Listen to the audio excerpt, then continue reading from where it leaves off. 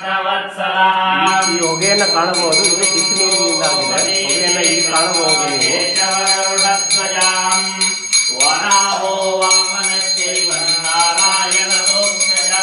ಅದೇ ನೀರು ಇಲ್ಲಿ ಒಂದು ಪಾತ್ರೆಯಲ್ಲಿ ಬೀಳುತ್ತಿದೆ. ಆ ನೀರನ್ನು ಅರ್ಚಕರು ಇವಾಗ ತಮ್ಮ ಕೈಯಿಂದ ತಾವೇ ಮುಟ್ಟುತ್ತಾರೆ.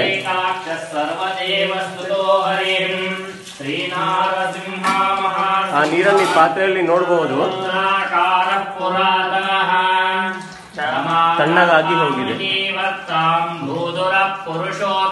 ಇಲ್ಲಿ ಇನ್ನೊಂದು ಘಟನೆಯನ್ನ ಕಾಣಬಹುದು. ಅದೇ ನೀರನ್ನ ಪಾದದಿಂದ ಅಭಿಷೇಕ ಮಾಡಿದರೆ ಸಾದಾ ಬಿಸಿ ನೀರಾಗೇ ಇರುತ್ತದೆ ಹೊರತು ತಣ್ಣೀರಾಗಿ ಮಾರ್ಪಾಡಾಗುವುದಿಲ್ಲ. ಅದು ಈ ಘಟನೆಯನ್ನ ಇಲ್ಲಿ ಕಾಣಬಹುದು ನೀವು. ಶ್ರೀಧರ ಪುಂಡರೀಕಾಕ್ಷ ಸರ್ವದೇವಸ್ತುತೋ ಹರಿಃ ಶ್ರೀನಾರಸಿಂಹ ಮಹಾಸಿಂಹ ಸೂತ್ರಾಕಾರ ಪುರಾತನಃ.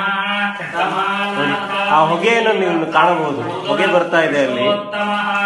ಬಿಸಿ ನೀರಿಂದಾದ ಹೊಗೆ ಅದು.